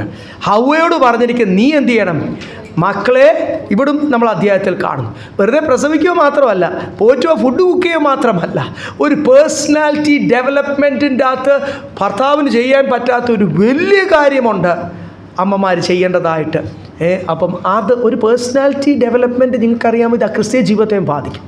ഞങ്ങൾക്ക് പലപ്പോഴും ഞങ്ങൾ ഈ ചില ആൾക്കാരുടെ എത്ര ഉപദേശിച്ചാലും ശരിയാകത്തില്ല. ഉടനെ നമുക്ക് ആ പറഞ്ഞ് വരുമ്പോൾ നമുക്ക് മനസ്സിലാവും അവർ വളർന്ന സാഹചര്യം, അവരുടെ പേരൻറ്റിങ്ങിൽ വന്ന കുഴപ്പങ്ങൾ, അവരുടെ കുടുംബത്തിലെ സാഹചര്യങ്ങളൊക്കെയാണ് അതിൻ്റെ കാരണങ്ങൾ. അപ്പോൾ ഒരു വീട്ടിൽ നമ്മളത് ഉപദേശിക്കുന്നതും, ഒരു വീട്ടിൽ കലഹമില്ലാത്ത ഒരു ഭവനവും, ഒരു വീട്ടിൽ ക്രിസ്തുവിൻ്റെ സുവിശേഷമായിട്ട് പോകുന്നൊരു ഭവനം, ആ മക്കൾ അവർ വളരെ കോൺഫിഡൻറ്റോടുകൂടി അവർ മറ്റുള്ളവരോട് ക്രിസ്തുവിനെ പ്രസൻറ്റ് ചെയ്യുവാനിടയായി തീരും എന്നുള്ളൊരു വലിയൊരു സത്യമാണ്. സ്തോത്രം. അതുകൊണ്ട് ഇവിടെ സഹോദരിമാരോട് പറയുന്നത് യെസ് ബൈ ചേട്ടൻ, ഡ്രസ് മോഡസ്റ്റ്ലി, യോഗ്യമായ വസ്ത്രവും ലജ്ജാശീലത്തോടും സുബോധത്തോടും കൂടെ തങ്ങളെ അലങ്കരിക്കണം. ഈ തലമുടി, പൊന്നുമുത്ത്, വസ്ത്രം എന്നിവ കൊണ്ടല്ല, ദൈവഭക്തിയെ സ്വീകരിക്കുന്ന സ്ത്രീകൾക്ക് ഉചിതമാകുമെന്ന പ്രവൃത്തികളെ കൊണ്ടത്രേ അലങ്കരിക്കേണ്ടത്. അതിൻ്റെ അകത്ത് എല്ലാം ഉണ്ട്. പിന്നെ തലമുടി നിങ്ങൾക്കറിയാം, മുടി പിന്നുന്നതല്ല, ഗോൾഡൻ ഹെയർ ഇതോട് വെച്ചിട്ട് നൂലോട് വെച്ചിട്ട് ആഫ്രിക്കൻസ് ഒക്കെ ചെയ്യുന്ന പോലുള്ള ഒരു സൈസ് പിന്നലാണ്, ഒരു അലങ്കാരം. പിന്നെ ആഭരണത്തെ പറ്റി എഴുതിയിട്ടുണ്ട്, പിന്നെ വില കൂടിയ വസ്ത്രങ്ങളെ പറ്റി എഴുതിയിട്ടുണ്ട്. ഇതെല്ലാം ഞാൻ ഷൈൻ ചെയ്യണം എന്ന് പറയുന്ന ആ ഏരിയകൾ ഞാൻ പറഞ്ഞല്ലോ. സഹോദരിമാരെ നിങ്ങൾ എപ്പോഴും നോക്കുമ്പോൾ അവർ കുഞ്ഞുങ്ങൾക്ക് വേണ്ടി സംസാരിക്കും, അവരവരുടെ കുടുംബത്തിന് വേണ്ടി സംസാരിക്കും. ആ കുടുംബത്തേക്കാൾ എൻ്റെ കുടുംബം നന്നായിട്ട് നിൽക്കണം. അത് മാർക്കിലാണെങ്കിലും കാശിലാണെങ്കിലും ജോലിയിലാണെങ്കിലും ആ കുടുംബത്തെ കണ്ടോ നമുക്കും വേണം. അങ്ങനെ അറിയാതെ പറഞ്ഞു പോകുന്ന സൃഷ്ടിയിൽ നമ്മൾ അങ്ങനെ പറയാതിരിക്കണമെങ്കിൽ നമ്മൾ അതുപോലെ ആത്മാവിൽ നിറഞ്ഞിരിക്കുന്ന സമയത്ത് നമ്മൾ പറയും ദൈവം തരുന്നത് എനിക്ക് മതിയെന്ന് പറയും. അതുവരെയും നമ്മൾ ആത്മാവിൽ ക്ഷീണിക്കുമ്പോൾ ഉടനെ അറിയാതെ പറഞ്ഞു പോകും. ആ കുടുംബത്തേക്കാൾ നമ്മൾക്ക് വി ഷുഡ് ഔട്ട്ഷൈൻ. കണ്ടോ, നമ്മൾ ഒട്ടും കുറവായിട്ടുള്ളാൻ പാടില്ല, നമ്മളിങ്ങനെ ദൈവം നടത്തുന്നത് പോലും മതി. പിന്നെ യോഗ്യമാമണ്ണം ഡ്രസ് മോഡസ്റ്റ്ലി എന്ന് പറയുവാൻ കാരണം നിങ്ങൾക്കറിയാം, ടീച്ചേഴ്സ് നമ്മളൊക്കെ പഠിപ്പിച്ച ടീച്ചേഴ്സ് തന്നെ പണ്ട് അങ്ങനെ പറയാം. ഇപ്പോഴത്തെ ടീച്ചേഴ്സിനെ പറ്റി അങ്ങനെ പറയാൻ പറ്റുമെന്ന് എനിക്കറിയത്തില്ല. പക്ഷേ പണ്ട് നമ്മൾ പറയും വളരെ അതിന് ജാതികളാണെങ്കിൽ പോലും, ആണുങ്ങളാണെങ്കിലും പെണ്ണുങ്ങളാണെങ്കിലും ജീൻസും ടീഷർട്ടും വന്നിട്ട് സാറുമാർ വന്ന് പഠിപ്പിക്കുന്നത് നിങ്ങൾ കണ്ടിട്ടുണ്ടോ? പെണ്ണുങ്ങൾ വന്ന് പഠിപ്പിക്കുന്നത്. പക്ഷേ ഇന്ന് അതൊക്കെ ഉണ്ട്. അന്നെങ്ങനെ സാറുമാരാണെങ്കിലും അവരുടെ ഡ്രസ്സിങ് വേ നിങ്ങൾക്ക് കാണാം, വളരെ യോഗ്യമാവണ്ണം ഫുൾ കൈ ഇന്നൊക്കെ ചെയ്ത്, അല്ലെങ്കിൽ വളരെ ഡീസൻ്റായിട്ടായിരിക്കും. അപ്പം ടീച്ചേഴ്സ് പഠിപ്പിക്കുന്നവർ, ലോകമനുഷ്യർ ഇത്രയും യോഗ്യമാവണ്ണം അവർ ഡ്രസ്സ് ചെയ്യുന്നതിൻ്റെ കാരണം അവരുടെ ജോലി എന്തുവാ? മറ്റുള്ളവരെ ഉപദേശിക്കുക. ടീച്ചേഴ്സ് പണ്ട് അങ്ങനെ ആയിരുന്നു, അവരെല്ലാം കൗൺസിലേഴ്സും ആയിരുന്നു. അവർ കുഞ്ഞുങ്ങളോട് ചോദിച്ചറിയും വീട്ടിൽ കലഹമുണ്ടോ, മദ്യപാനം ഉണ്ടോ, എന്നിട്ട് അവർ പേരൻസിൻ്റെ വീട്ടിൽ വന്ന് ടീച്ചേഴ്സ് വന്ന് കണ്ട് ഉപദേശിക്കുന്ന ഒരു കാലമുണ്ടായിരുന്നു. അതൊന്നും ഇന്ന് കാണാൻ കിട്ടത്തില്ല. ഞാൻ പറഞ്ഞില്ലേ, ടീച്ചേഴ്സ് ഞാൻ മറ്റുള്ള ഒരാളെ ഉപദേശിക്കേണ്ട, so I should double check myself. ഞാൻ എപ്പോഴും എന്നെ തന്നെ, ലോകത്തിലെ ടീച്ചേഴ്സ് അങ്ങനെ ആണെങ്കിൽ ദൈവമക്കൾ മറ്റുള്ളവരെ ഉപദേശിക്കേണ്ടവരല്ലേ? സുവിശേഷം പറഞ്ഞിട്ടാണ് ഇത് രണ്ടും പറയുന്നത്. നിങ്ങൾ മനസ്സിലാക്കണം. പെട്ടെന്ന് പൗലോസിന് എഴുതാൻ അറിയാത്തതുകൊണ്ടുമല്ല, വിഷയം പെട്ടെന്ന് മാറിയതുമല്ല. സുവിശേഷം നിങ്ങൾ പ്രസംഗിക്കണം. You should be witness. നിങ്ങൾ കണ്ടതും അനുഭവിച്ചതും പ്രസംഗിക്കണം എന്ന് പറഞ്ഞിട്ടാണ് ഈ രണ്ട് വിഷയം. ജാതികളുടെ സുവിശേഷകനായതുകൊണ്ട് തീമോത്തിയോസേ, യഹൂദ ക്രിസ്ത്യാനികളോട് ഇതൊന്നും പഠിപ്പിക്കേണ്ട. They have it in the culture. അവരുടെ കുടുംബ പാരമ്പര്യത്തിൽ കുറേയൊക്കെ അതുണ്ട്. അതാരെങ്കിലും അത് വിട്ടുപോകുന്നെങ്കിൽ പഠിപ്പിച്ചു. പക്ഷേ ജാതികൾക്ക് ഇതൊന്നുമല്ല, അവിടുത്തെ ഒരു രീതി വേറെ. ഞാനിപ്പം സ്റ്റേറ്റ് വിട്ട് പോകുമ്പോൾ നമുക്ക് പലപ്പോഴും കാണാം, ആണുങ്ങളല്ല തീരുമാനം എടുക്കുന്നത്, കുടുംബങ്ങൾ പോലും ജാതികളുടെ ഇടയ്ക്ക്. പെണ്ണുങ്ങൾ കയറി രണ്ട് വീട്ടിലും കയറി കോർക്കുന്ന കണ്ടു കഴിഞ്ഞാൽ വലിയ ബഹളം എന്നൊക്കെ പറഞ്ഞിട്ട് അങ്ങോട്ട് തുടങ്ങും പെണ്ണുങ്ങൾ. ഒരു രക്ഷയിൽ അവരാർക്കും നിയന്ത്രിക്കാൻ പറ്റത്തില്ല. ആണുങ്ങൾ ആരെങ്കിലും അതിലെ കൂടി നോക്കിയിട്ട് അവരങ്ങ് പോകത്തേ ഉള്ളൂ. ആരും നിയന്ത്രിക്കത്തില്ല. ഒരു വല്ലാത്ത രീതിയിലാണ് അവിടുത്തെ രീതി. അവർ കർത്താവിന് വേണ്ടി നിന്നാലും അങ്ങനെ ധൈര്യമായിട്ട് അവരുടെ കൾച്ചറിൻ്റെ ഭാഗമാണ്. ഞാൻ വേറെ ഒന്നുമല്ല പറയുന്നത്. പെണ്ണുങ്ങൾ ഇളകിയാൽ പിന്നെ ആണുങ്ങൾ മിണ്ടാതെ ആ സൈഡിൽ കൂടെ അങ്ങ് പോകത്തേ ഉള്ളൂ. അങ്ങനത്തെ ഒരു കൾച്ചറിൻ്റെ ഭാഗമാണ്. നമുക്കത് കേരളത്തിൽ അതിൽ ഇച്ചിരി വ്യത്യസ്തമായിട്ടാണ്, പക്ഷേ അതുപോലൊക്കെ ആയി വരിക. അതൊക്കെ ഞാൻ പറയാം. അതുകൊണ്ട് യഹൂദനെ നീ അതിനെ ഉപദേശിക്കേണ്ട ആവശ്യം, മീൻസ് കുറേയൊക്കെ അവരുടെ കൾച്ചറിലുണ്ട്. പക്ഷേ ജാതികളോട് നീ പറയുമ്പോൾ ആണുങ്ങൾ ഇങ്ങനെ ആയിരിക്കണം, പെണ്ണുങ്ങൾ ഇങ്ങനെ ആയിരിക്കണം. കാര്യം എഫേസ് ലേഖനം 5-ാം അധ്യായത്തിൻ്റെ അകത്ത് വളരെ വ്യക്തമായിട്ട് ഓർഡർ കുടുംബത്തിൽ എങ്ങനെ ആയിരിക്കണം. ഈ ഓർഡർ തെറ്റിയാൽ തലമുറ പോയി, കുടുംബം പോയി, കുടുംബം ദേശത്ത് ദൈവമഹത്വമായി തീരേണ്ടതിൻ്റെ പേര് ദൈവനാം ദുഷിപ്പിക്കുന്ന അനുഭവമാവും. ഇതിനകത്തൊക്കെ വലിയ കാര്യമുണ്ട്. ഇതൊക്കെ ഫൗണ്ടേഷണൽ ഡോക്ടറിനാണ്. അപ്പം നമ്മളിത് സെൻസിറ്റീവ് ഏരിയ തുടണ്ടാന്നൊക്കെ വിചാരിച്ചതാണ്. പക്ഷെങ്കിൽ നമ്മൾ കണ്ടിന്യൂസ് ആയിട്ട് വാക്യപ്രതിവാക്യമായിട്ട് പഠിച്ചു പോകുമ്പോൾ നമ്മൾ മറ്റുള്ളവരെ ഉപദേശിക്കുവാൻ. അപ്പം ഇവിടെ 9-10 വാക്യത്തിൽ പറഞ്ഞ് സഹോദരിമാരോട് എന്തോ പറഞ്ഞ് നമ്മൾ മറ്റുള്ളവരെ പഠിപ്പിക്കേണ്ടതാ. നമ്മൾ പരിശുദ്ധാത്മാവിനാലാണ് നമ്മൾ വിറ്റ്നസ്സായി തീരേണ്ടത്. അതുകൊണ്ട് നിങ്ങൾ എന്ത് ചെയ്യണം? യോഗ്യമാമണ്ണം അത് താഴോട്ട് വരുമ്പോൾ നിങ്ങളുടെ പ്രവൃത്തികളെ കൊണ്ട് എന്ത് ചെയ്യണം? സൽപ്രവൃത്തികൾ. നിങ്ങളുടെ ഷോ കണ്ടിട്ടല്ല, നിങ്ങളുടെ അയലോക്കക്കാരോ കുടുംബക്കാരോ നിങ്ങൾ വലിയ കുടുംബമാണെന്ന്, അല്ലെങ്കിൽ നിങ്ങൾ കർത്താവിന് വേണ്ടി നിൽക്കണ്ട, നിങ്ങൾ ദൈവം നിങ്ങളെ അനുഗ്രഹിച്ചല്ലോ എന്ന് പറഞ്ഞ് നിങ്ങളുടെ ഭൗമികം കണ്ടിട്ടൊന്നും അല്ല, നിങ്ങളുടെ സൽപ്രവൃത്തി കണ്ടിട്ട്. Godliness, works of godliness. സഹോദരിമാരായാണ് മുൻകൈ എടുക്കേണ്ടത്. ഒരു കുടുംബത്തിൻ്റെ സൽപ്രവൃത്തി, ആ ദൈവഭക്തിയുടെ കാര്യത്തിൽ സഹോദരിമാരെ മുൻകൈ എടുക്കേണ്ടത്. സഹോദരന്മാരും ആ രീതിയിൽ പോകും, കുടുംബം ആ രീതിയിൽ പോകും. സഹോദരൻ വളരെ ഏകാഗ്രതയോട് ദൈവസന്നിധിയിലിരുന്ന് ഭർത്താവ് ദൈവത്തിൽ നിന്ന് പ്രാപിച്ച് കുടുംബത്തോട് ആലോചന പകരണം, കുടുംബം ഒന്നിച്ച് നിൽക്കണം ഒരു കാഴ്ചപ്പാടിൽ. കുഞ്ഞുങ്ങൾ അങ്ങനെ വളരുന്ന കുഞ്ഞുങ്ങൾ, അങ്ങനത്തെ ഭവനത്തിൽ വളരുന്ന കുഞ്ഞുങ്ങൾ അവരും മറ്റുള്ളവരോട് ക്രിസ്തുവിനെ സുവിശേഷീകരിക്കുവാൻ യോഗ്യരായി തീരും. ഈ ഫൗണ്ടേഷൻ തെറ്റിച്ചാൽ, സുവിശേഷത്തിൻ്റെ ഫൗണ്ടേഷൻ തെറ്റി, അവരെത്ര ട്രാക്റ്റ് കൊടുത്തിട്ടും കാര്യമില്ല, എത്ര സഭയെ സപ്പോർട്ട് ചെയ്തിട്ടും കാര്യമില്ല, എത്ര സുവിശേഷ വേലയ്ക്ക് വേണ്ടി എന്തൊക്കെയാണ് ചെയ്യുന്നത്, നോ. ആ സൽപ്രവൃത്തിയുടെ ആ വർക്ക്സ് ഓഫ് ഗോഡ്ലിനെസ് എന്ന് പറഞ്ഞിട്ടാണ് നമ്മൾ മറ്റുള്ളവരെ പഠിപ്പിക്കേണ്ടവർ. അപ്പം സഹോദരൻ എങ്ങനെയായി തീരണം, സഹോദരി എങ്ങനെ. 11-12 വായിച്ചേ. മൗനമായിരുന്ന പൂർണ്ണ അനുസരണത്തോടു കൂടെ പഠിക്കട്ടെ. മൗനമായിരിക്കാനല്ലാതെ ഉപദേശിക്കാനോ പുരുഷന്റെ മേൽ അധികാരം നടത്തുവാനോ ഞാൻ സ്ത്രീയെ അനുവദിക്കുന്നില്ല. ഇതൊക്കെ വലിയ വിഷയങ്ങളാണ്. സ്ത്രീ മൗനമായിട്ടിരിക്കട്ടെ എന്ന് പറയുമ്പോൾ ചില സഭക്കാർ പറയും ആരും സ്ത്രീകൾ പ്രബോധിപ്പിക്കേണ്ട, മൗനമായിട്ടിരിക്കട്ടെ. അതല്ല, പുരുഷൻ്റെ മേൽ ഉപദേശിക്കുവാൻ ഞാൻ അധികാരം ദൈവത്തിൻ്റെ പരിശുദ്ധാത്മാവ് കൊടുത്തിട്ടില്ല എന്ന് മാത്രമേ ഉള്ളൂ. അല്ല, മൗനമായി ഇരിക്കട്ടെ. അല്ലെങ്കിൽ നമുക്ക് ബൈബിൾ കാണാം 2 കാര്യങ്ങൾ അതിൻ്റെ അകത്ത്. നമുക്ക് ബൈബിൾ കാണാം പ്രവാചകികളായ ഫിലിപ്പോസിൻ്റെ മക്കൾ, ദൈവ പ്രോഫറ്റസ്. അതുപോലെ തന്നെ അപ്പോസ്തലന്മാരുടെ കൂടെ ഒക്കെ പ്രവർത്തിച്ച സഹോദരിമാരെ നമുക്ക് കാണാം. പക്ഷേ ഇപ്പോൾ ഒരു പ്രവാചകി ഒരു പുരുഷനെ നോക്കി ദൈവാത്മാവ് പറഞ്ഞു നീ ഇങ്ങനെ ആയിരിക്കണം എന്ന് പറയുവാനുള്ള അധികാരം ദൈവത്തിൻ്റെ വചനം കൊടുത്തിട്ടില്ല എന്ന് വളരെ വ്യക്തം. അവർക്ക് സഹോദരിമാരുടെ വീട്ടിൽ ശുശ്രൂഷിക്കുക. അതുകൊണ്ടാണ് വചനം അറിയാവുന്ന ദൈവദാസന്മാരെല്ലാം അത് അങ്ങനെ കൈകാര്യം ചെയ്തത്. കുഞ്ഞുങ്ങളോട് അവർക്ക് ശുശ്രൂഷിക്കാം, ചെറുപ്പക്കാരോട് അവർ ശുശ്രൂഷിക്കാം. അത് എന്തുകൊണ്ടെന്ന് ചോദിച്ചാൽ ഈ അധ്യായത്തിൻ്റെ അകത്ത് തന്നെ താഴോട്ട് വരുന്നുണ്ട്. അത് നമുക്ക് അതിനെപ്പറ്റി ചിന്തിക്കാം. ഹല്ലേലൂയ. പക്ഷേ ഇവിടെ എഴുതിയിരിക്കുന്ന മൗനമായിട്ടിരിക്കട്ടെ എന്നല്ല, മിണ്ടാതിരിക്കട്ടെ എന്നല്ല. ഞാൻ പറഞ്ഞല്ലോ, ഈ കൾച്ചറൽ ഡിഫറൻസ്. യഹൂദൻ്റെ വേറെ കൾച്ചറാണ്. അവിടെ സഹോദരിമാർ പുറത്തു വന്ന് സംസാരിക്കത്തില്ല. സഹോദരനിക്ക് വല്ലതും വൈഫിന് വല്ലതും ഭാര്യയ്ക്ക് വല്ലതും പറയുവാനുണ്ട് ഭർത്താവിനോട് ജ്ഞാനത്തിൽ പറയും. ഭർത്താവാണ് പബ്ലിക്. ബൈബിളിൻ്റെ അകത്ത് സൃഷ്ടിയിൽ നമ്മൾ കാണുന്നല്ലോ, പുതിയ നിയമത്തിലും പഴയ നിയമത്തിലും നമ്മൾ കാണുന്നു. പുരുഷനോട് പറഞ്ഞിരിക്കുന്ന എക്സ്റ്റേണൽ അഫയേഴ്സ്, സഹോദരിമാരോട് പറഞ്ഞിരിക്കുന്ന ഭവനത്തിൻ്റെ അകത്തെ കാര്യങ്ങൾ ക്രമമാക്കുക. എൻ്റെ ഭവനത്തിൽ വർക്ക്സ് ഓഫ് ഗോഡ്ലിനെസ്, ദൈവഭക്തിയുടെ ആ പ്രവർത്തികൾ. അപ്പം അത് വളരെ വ്യക്തമായിട്ട്, അതുകൊണ്ട് ഒരു യഹൂദൻ്റെ ഇടയ്ക്ക് ഈ ഒരു കൺഫ്യൂഷൻ. പക്ഷേ ജാതികളെ ഉപദേശിക്കുമ്പോൾ നീ പറയണം, അവിടെ സഭയ്ക്കകത്ത് അവസാനം കലബലയായി. സഹോദരിമാർ എഴുന്നേറ്റ് അത് പറയുന്നു, സഹോദരന്മാർ അതിൻ്റെ കൗണ്ടർ പറയുന്നു, വേറൊരാൾ എഴുന്നേറ്റ് അത് പറയുന്നു. ഈ സഹോദരന്മാരെ ചില സമയത്ത് ദേഷ്യപ്പെട്ട് പറഞ്ഞു കഴിഞ്ഞാൽ ചിലപ്പം കൺട്രോളൊക്കെ വിടും, വല്ലാതെ പറയും, എന്താ പറയുന്നതെന്ന് അറിയത്തില്ല. സഹോദരന്മാരും ഒട്ടും മോശമല്ല. അപ്പം ഇങ്ങനെ സഭയ്ക്കകത്ത് എന്തുവാ സംഭവിക്കുന്നത്? അലങ്കോലമായി തീരുക. തീരുമാനങ്ങൾ, ഒരു സഭയിൽ ഒരു തീരുമാനം, ഇപ്പോൾ സഭ ഒന്നിച്ച് ഒരു വിശ്വാസിയുടെ വ്യക്തി, ഒരു കുടുംബത്തിൻ്റെ വ്യക്തി, ഒരു പാപത്തിലുള്ള ഒരു വ്യക്തി, അല്ലെങ്കിൽ ഒരു തെറ്റായ ഒരു വിഷയം സഭയ്ക്കകത്ത് എടുക്കേണ്ട ഒരു തീരുമാനം, സഭയിലെ മൂപ്പന്മാരെടുത്ത ആ തീരുമാനം ഒന്നിച്ച് പ്രാർത്ഥിച്ചെടുക്കുമ്പോൾ ഒരു സഹോദരി അങ്ങോട്ട് എഴുന്നേറ്റ് നിന്നിട്ട് അവിടെ അങ്ങനെ ഉണ്ടായി. അവിടെ തിമോത്തിയോസിനോട് പറയുന്നത് അങ്ങനെ, ഹലോ നമ്മുടെ സഭയ്ക്കകത്ത് ഇങ്ങനെ മതി എന്ന് പറയുവാൻ ദൈവത്തിൻ്റെ ആത്മാവ് അനുവദിച്ചിട്ടില്ലെന്നാണ് അതിനകത്ത് എഴുതിയിരിക്കുന്നത്. സഭയ്ക്കകത്തെ തീരുമാനങ്ങൾ എടുക്കുവാൻ നിങ്ങളുടെ സജഷൻസ് ആ വെൽ വാല്യൂ. പക്ഷേങ്കിൽ അത് ആരോട് പറയണം? നിങ്ങൾ നിങ്ങളുടെ ഭർത്താക്കന്മാരോട് പറഞ്ഞിട്ട് ഭർത്താവ് അത് പ്രാർത്ഥിച്ച് ദൈവത്തിൻ്റെ മുമ്പിൽ അത് ദൈവാലോചനയായിട്ട്, അല്ലെങ്കിൽ അത് സഭയോടൊരു സജഷനായിട്ട് പറയണമെങ്കിൽ, ദൈവദാസനോടോ സഭയോടോ പറയണമെങ്കിൽ, ഒരു വ്യക്തിയോട് പറയണമെങ്കിൽ അതാണ് ബൈബിൾ വെച്ചിരിക്കുന്ന ഒരു ക്രമം. പിന്നെ ഇത് എന്തുകൊണ്ടെന്ന് ചോദിച്ചു കഴിഞ്ഞാൽ അതിൻ്റെ അടുത്ത വാക്യത്തിൽ വായിക്കാം. എന്തുകൊണ്ട്? ആൾക്കാർ ചോദിക്കുന്ന ഒരു ചോദ്യം, എന്തുകൊണ്ട് സഹോദരിമാർ അങ്ങനെ മിണ്ടായി, ഞങ്ങൾക്ക് എന്തുകൊണ്ട് പബ്ലിക്കായിട്ട് പറഞ്ഞുകൂടാ, അധികാരത്തിൽ പറഞ്ഞുകൂടാ എന്ന് ചോദിച്ചു കഴിഞ്ഞാൽ 13 തൊട്ട് താഴോട്ട് വായിച്ചാൽ ആദ്യത്തെ വിഷയം എന്ന് പറയുന്നത് പരിശുദ്ധാത്മാവ് പറയുന്നതാ. ഈ ചോദ്യങ്ങൾ ഇപ്പം ഈ കാലഘട്ടത്തിൽ വന്നെങ്കിൽ ആ കാലഘട്ടത്തിൽ എത്ര അധികമാണ്. ഞാൻ പറഞ്ഞല്ലോ, ഓരോ കൾച്ചറാണ്. ജാതികളുടെ ഇടയ്ക്കുള്ള ഒരു കൾച്ചർ എന്ന് പറയുമ്പോൾ സ്ത്രീകളാണ് പലപ്പോഴും തീരുമാനങ്ങൾ എടുക്കുന്നത്, ലീഡ് എടുക്കുന്നത്, കഴിവുള്ളവർ, അവർ അധ്വാനിക്കുന്നു, അവർ ഭയങ്കരമായിട്ട് വേറെ യഹൂദൻ്റെ കൾച്ചർ അല്ലാത്ത പല കൾച്ചറിലും ഈ ഭയങ്കരമായിട്ട് അവരങ്ങോട്ട് വൈൽഡ് ആകുന്ന, അല്ലെങ്കിൽ ആകുന്ന സഭയ്ക്കകത്തും അത് വിഷയങ്ങളായപ്പോൾ ആണ് ഇങ്ങനൊരു കാര്യം പറഞ്ഞത്. അത് എന്തുകൊണ്ടെന്ന് ചോദിക്കും, വൈ എന്നെല്ലാവരും ചോദിക്കുന്നു. ആ ചോദ്യത്തിന് ഉത്തരവും ഇതിൻ്റെ അകത്തുള്ളതിനായി സ്തോത്രം.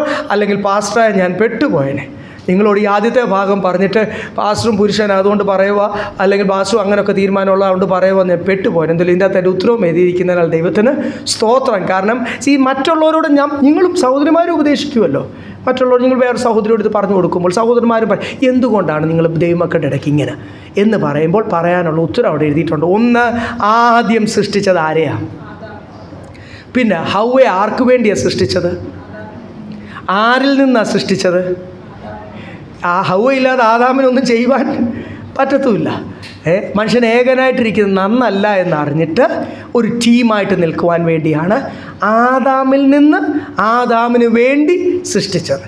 അതുകൊണ്ടാണ് ആ സൃഷ്ടിയിലുള്ള ഒരു ഓർഡർ.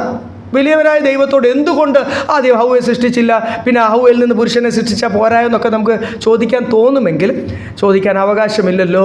സർവശക്തനായ ദൈവമല്ലേ സർവ്വാധികാരി ദൈവം സൃഷ്ടിയിൽ കൊടുത്തിരിക്കുന്ന ഒരു ഓർഡറാണ് ആദ്യങ്ങൾ. പിന്നെ രണ്ടാമത്തെ പോയിന്റ്, രണ്ടാമത് ഇവിടെ എഴുതിയിരിക്കുക ആദാം അല്ല ലംഘനം. ഇത് ഈ വിഷയത്തിനൊക്കെ പലപ്പോഴും വിയോജിപ്പ് കാണും. പലരും സഹോദരിമാർ പറയുന്നില്ല, എന്തിനാണ് ആദാം അത് കഴിക്കാൻ പോയത്, സൗവ പറയുന്നത് കേൾക്കാൻ പോയത് എന്തിനാ? ഹൗവ മാത്രമല്ല ആദാമും ഈക്വൽ കുറ്റക്കാരനെന്നൊക്കെ സ്ഥിരം സഹോദരിമാർ പറയുന്നത് നമ്മളെല്ലാവരും കേട്ടിട്ടുണ്ട്. നമുക്കങ്ങനെ പറഞ്ഞു പോകാൻ തോന്നിപ്പോവും. ഞാനും ഒരു സഹോദരിയായിരുന്നേ പറഞ്ഞൊക്കെ പോയത്, അങ്ങനെ തന്നെ പറഞ്ഞേ. അല്ല, നമുക്കങ്ങനെ തോന്നിപ്പോകും. നമുക്ക് വേണ്ടി സംസാരിക്കാനല്ലേ പെട്ടെന്ന് തോന്നിപ്പോകുന്നത്. ഹൗവയെ മാത്രം അങ്ങനെ ഒറ്റപ്പെടുത്തുന്ന ആ വലിയ പാപം മുഴുവനും എടുത്ത് ഹൗവയുടെ മണ്ടയ്ക്കിടുന്നത് ശരിയല്ല.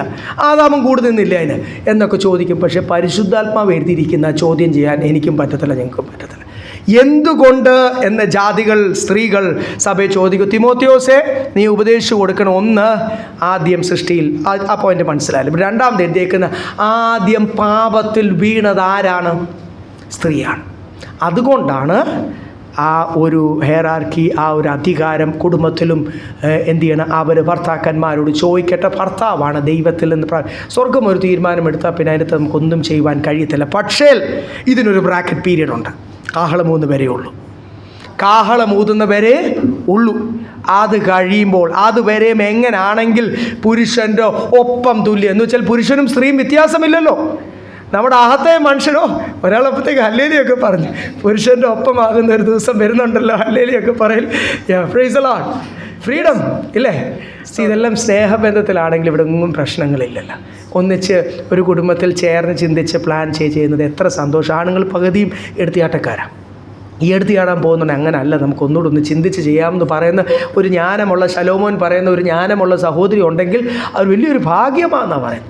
ശലോമോൻ പരിശുദ്ധാത്മാവിൽ പറയുന്നില്ലേ? അതുകൊണ്ട് ഈ ദൈവം അതിനെയൊക്കെ ട്യൂൺ ചെയ്യാൻ വേണ്ടിയൊക്കെ ദൈവം ചെയ്തിരിക്കുന്ന, അതിനെ ഒന്ന് ന്യൂട്രലൈസ് ചെയ്യാൻ ദൈവം ചെയ്തിരിക്കുന്ന എല്ലാം നല്ല. അതുകൊണ്ട് ഇവിടെ എഴുതി രണ്ടാമത് ദൈവം അധികാരം സ്ത്രീക്ക് കൊടുക്കും. ഒന്നാമത്തെ ഫസ്റ്റ് അധികാരം സ്ത്രീക്ക് കൊടുക്കാത്തതിൻ്റെ കാരണം പാപത്തിൽ വീണത് അവളാണ്.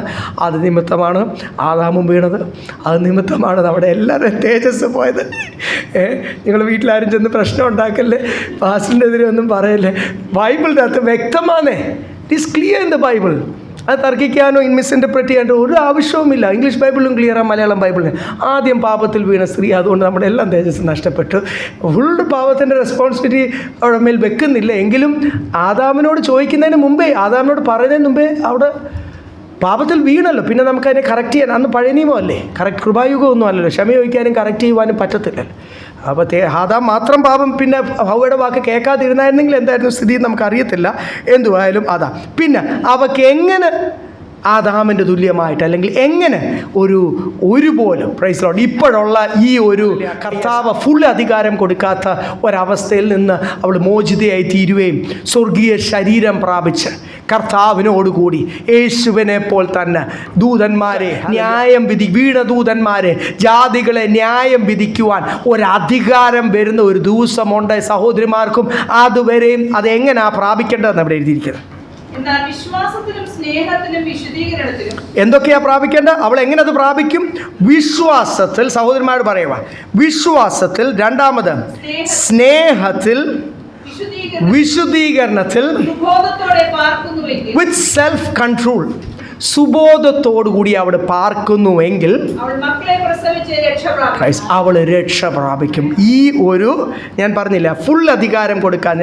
അതുകൊണ്ടാണ് കർത്താവ്, നമ്മൾ ഇപ്പോഴാണെങ്കിൽ എന്ത് ചെയ്തേനെ, ഇത്ര സീറ്റ് ആണുങ്ങൾക്കും പെണ്ണുങ്ങളുടെ സീറ്റുണ്ട് ഓരോരുത്തർക്ക് വാർഡിലും ഒക്കെ ഉണ്ടല്ലോ.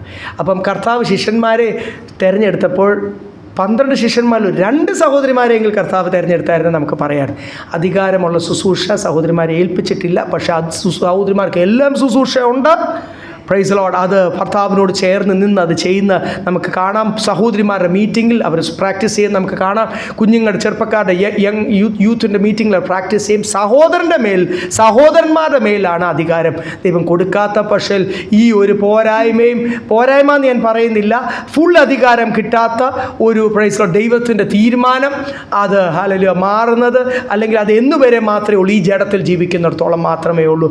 കാഹളം ഊതുമ്പോൾ, അല്ലെങ്കിൽ നമ്മൾ ഈ ലോകത്തിന് മാറ്റപ്പെടുന്നതിന് മുമ്പേ അവൾ എങ്ങനെയൊക്കെയാണ് വിശ്വാസത്തോടി സ്നേഹത്തോടുകൂടി ദൈവം കൊടുക്കുന്ന സഹോദരനാളും സഹോദരിയാളും ദൈവം കൊടുക്കുന്ന ഇമ്പോർട്ടൻസ് കൊടുക്കുന്ന ഭാഗങ്ങൾ നമ്മളിവിടെ കാണുന്നത്. നമ്മുടെയൊക്കെ ജീവിതത്തിൽ വിശ്വാസം, സ്നേഹം, വിശുദ്ധി, സുബോധം, സെൽഫ് കൺട്രോൾ. നമ്മുടെ ജഡം അങ്ങോട്ട് ഉയരുമ്പോൾ 2 വിഷയങ്ങളാണ്. ഒന്ന്, സഹോദരന്മാരോട് പറഞ്ഞിരിക്കുന്ന നിൻ്റെ കഴിവിലൊന്നും അല്ല കാര്യങ്ങൾ ഓടുന്നത്, നീ തീരുമാനിക്കുന്ന പോലെ ഒന്നും അല്ല ദൈവം നിന്നെ നടത്താനും പോകുന്നത്, നിൻ്റെ കുടുംബത്തെ നടത്താൻ പോകുന്നത്. അതുകൊണ്ട് ഈ ഈഗോയൊക്കെ അങ്ങോട്ട് മാറ്റി, ദൈവത്തെ സംശയിക്കുന്നത് മാറ്റി, തർക്കം മാറ്റി, നിൻ്റെ താഴാത്ത അവസ്ഥകളൊക്കെ മാറ്റി, ദൈവസന്നിധിയിൽ 2 കരവും ഉയർത്തി surrender to the Lord. Surrender your family, surrender your children. നീ നിൻ്റെ പിള്ളേരെ മെരിക്കാൻ നോക്കിയാൽ നടക്കുമോ? അതുകൊണ്ട് അടി കൊടുക്കാമെന്നല്ലേ പറ്റൂ. അടി കൊണ്ടൊന്നും ആരും നന്നാകത്തില്ലല്ലോ. അതിൽ കൂടുതലും പറ്റുമോ? ഒന്നും പറ്റത്തില്ല. നീ നിൻ്റെ ജോലിയോ കുടുംബത്തിലോ എന്തെങ്കിലും പ്രശ്നങ്ങൾ, കൂടെ ജോലി ചെയ്യുന്നവർ, നിൻ്റെ പ്രോബ്ലംസ് നിൻ്റെ കഴിവുകൊണ്ട് ഓടിപ്പോണ്ട വന്നു ദേശത്ത്. കഴിവുള്ള മോശ, കൊട്ടാരത്തിൽ ട്രെയിൻ ചെയ്ത മോശ. അപ്പം നിൻ്റെ കഴിവും കൊണ്ടല്ല ഇവിടെ കാര്യങ്ങൾ ഓടുന്നത്.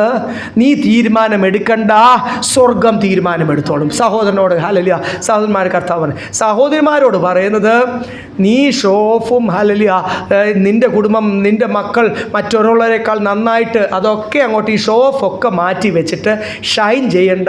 നിന്നിൽ നിന്ന് വരേണ്ടത് ദ വർക്ക്സ് ഓഫ് ഗോഡ്ലിനെസ്. എന്തുവാണ് വരേണ്ടത്? ദൈവ ഭക്തിയുടെ പ്രവൃത്തിയിൽ. എങ്ങനെ മലയാളത്തിൽ എങ്ങനെ? സൽഗുണം, ദ വർക്ക്സ് ഓഫ് ഗോഡ്ലിനെസ്. ദൈവത്തെ വെളിപ്പെടുത്തുന്ന, നിന്റെ അയൽവക്കക്കാരുടെ മധ്യത്തിൽ നിനക്ക് എന്തൊക്കെ ഉണ്ടെന്നല്ല വെളിപ്പെടേണ്ടത്, ഞാൻ ഒട്ടും കുറഞ്ഞതല്ല എന്നല്ല വെളിപ്പെടേണ്ടത്. സെൽഫ് സെൻറ്റേർഡ് ആയി തീരാതെ നിന്നിൽ നിന്ന് വെളിപ്പെടേണ്ടത് സ്വർഗീയ ക്വാളിറ്റിയാണ്. സഹോദരനോട് പറയുന്നത് ഹല്ലേലൂയ പൂർണ്ണമായിട്ട് സമർപ്പിക്കുക. ഹല്ലേലൂയ. അതുകൊണ്ട് ജാതികളുടെ ഇടയ്ക്ക് നീ ഇത് ജാതികളുടെ സഭ, ഞാൻ പറഞ്ഞില്ല, ഈ പേഴ്സണാലിറ്റി ട്രെയിനിങ് ആദ്യം ഇല്ലായിരുന്നു. വചനം പറഞ്ഞ് സുവിശേഷം പറഞ്ഞങ്ങ് പോവുക. നമ്മളിപ്പോൾ കുടുംബങ്ങളെ കറക്റ്റായിട്ട് കർത്താവ് ആഗ്രഹിക്കുന്ന രീതിയിലൂടെ ഒന്ന് ട്രെയിൻ ചെയ്തില്ലെങ്കിൽ, ദൈവദാസന്മാർ ട്രെയിൻ ചെയ്തില്ലെങ്കിൽ, ഈ വചനത്തിൻ്റെ ജ്ഞാനം കിട്ടി ചീർത്ത് ലാസ്റ്റ് ഈ ബെല്ലും ബ്രേക്കും ഇല്ലാതെ പോയി എവിടെയെങ്കിലുമൊക്കെ അങ്ങ് ഔട്ടായി പോകത്ത് മാത്രമേ ഉള്ളൂ. പേഴ്സണാലിറ്റി ഡെവലപ്മെൻറ്റ് അത്യാവശ്യമാണ്. അത് ഹല്ലേലൂയ പാസ്റ്ററിനെ പോലെ അല്ല, യേശുവിനെ പോലെ സ്വർഗത്തിന് യോഗ്യമാമണം. തിരുവചനത്തിൽ അപ്പോസ്തലന്മാർ ഹല്ലേലൂയ വളരെ വ്യക്തമായിട്ട് ദൈവത്തിൽ പ്രാപിച്ച ഒരു കുടുംബം എങ്ങനെ ആയിരിക്കണം എന്ന് ഉപദേശം എഫെസ്യർ 5-ാം അധ്യായത്തിലൊക്കെ അത് വ്യക്തമായിട്ട് കാണുന്നുണ്ട്. എന്തുകൊണ്ട്? അതിൻ്റെ ഉത്തരങ്ങൾ നമ്മൾ കണ്ടു. എന്തുകൊണ്ട്? അതുകൊണ്ട് എങ്ങനെ നമുക്കിതിനെ കവർ ചെയ്യുവാൻ പറ്റും, അല്ലെങ്കിൽ എങ്ങനെയാണ് കർത്താവിൻ്റെ വരവ് വരെയും എങ്ങനെ ആയിരിക്കണം ഞാൻ? നമ്മളെല്ലാവരും ആ ഒരു സ്നേഹത്തിലും സുബോധത്തിലും സ്തോത്രം വിശുദ്ധിയിലും വിശ്വാസത്തിലുമൊക്കെ ആയിത്തീരുവാൻ ദൈവത്തിൻ്റെ പരിശുദ്ധാത്മാവ് നമ്മളെ സഹായിക്കട്ടെ. ഈ പേഴ്സണാലിറ്റി ഡെവലപ്മെൻറ്റ് നമ്മളിൽ ഓരോരുത്തരും നടക്കണം. വ്യക്തിത്വം മാറണം, എൻ്റെ പാരമ്പര്യ സ്വഭാവം മാറണം. അല്ലാതെ പരിശുദ്ധാത്മാവ് എന്നിൽ പ്രവർത്തിക്കത്തില്ല. എൻ്റെ സ്വയം മാറാതെ ദൈവം എനിക്ക് വചന വെളിപ്പാട് തരത്തില്ല. എന്തെങ്കിലുമൊക്കെ പറയാനേ പറ്റും. ദൈവത്തിൽ നിന്ന് പ്രാപിച്ചത് ഞാൻ ശുശ്രൂഷിക്കുമ്പോഴാണ് അവിടെ ദൈവപ്രവൃത്തി ഉണ്ടാകുന്നത്. ദൈവമക്കളെ, ലോകമനുഷ്യർ ജ്ഞാനികളാണ്.